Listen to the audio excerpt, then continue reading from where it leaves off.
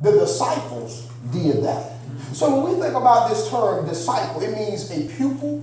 It means a learner. In other words, we would say a student. And guess what? If we are disciples, understand this, and the lesson will be yours. As disciples, we never ever stop learning. Amen. Why do we have to emphasize that? Because sometimes disciples get to the point where they think they know more than the teacher.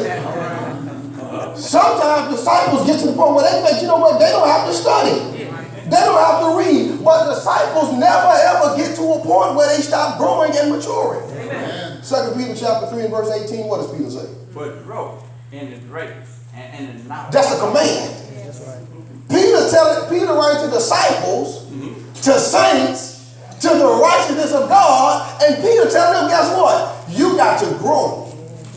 Grow in grace and in the knowledge of our Lord and Savior Jesus Christ. Never let either of us think we at the point, you know what, we don't have to study. We don't have to come to Bible study. We don't have to come to worship. We never ever stop growing.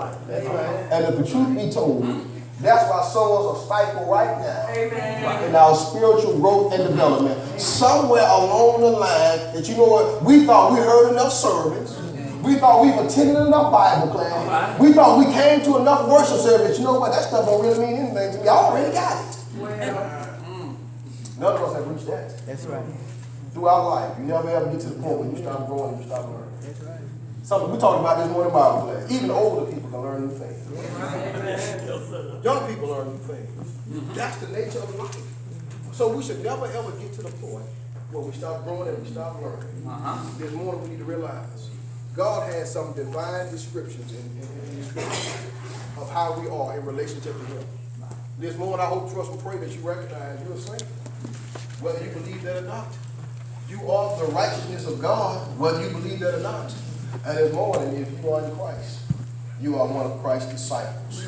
We continue to follow His will, His authority, His doctrine, and His way for our lives. So tonight what we'll do, we'll look at the other three descriptions tonight, so you got to come back to part 2. Especially if you're a disciple.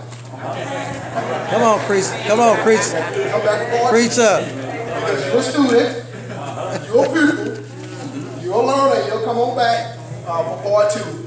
So this morning we just want to remind us of how our relationship is with God. And notice in our text, in 1 Peter chapter 2, how the Bible describes our relationship. You're a chosen generation, a royal priesthood, a holy nation, a peculiar people, that He shall show forth the praises of Him who has called you out of darkness. What is Peter describing? Our relationship with God and what God has done to call us out of the world. So we need to realize this morning, we are more than what the world thinks of us. Because we are important and we are special to God based on these divine descriptions.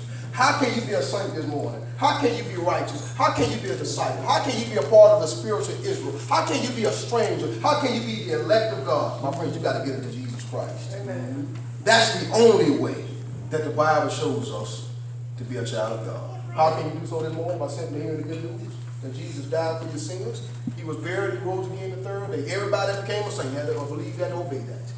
You got to confess Jesus before witnesses. And you got to identify with Him in water, grave, and baptism for the remission of sins. If you're subject to that invitation, why don't you come this morning while we stand together and sing God's invitation song? Have you been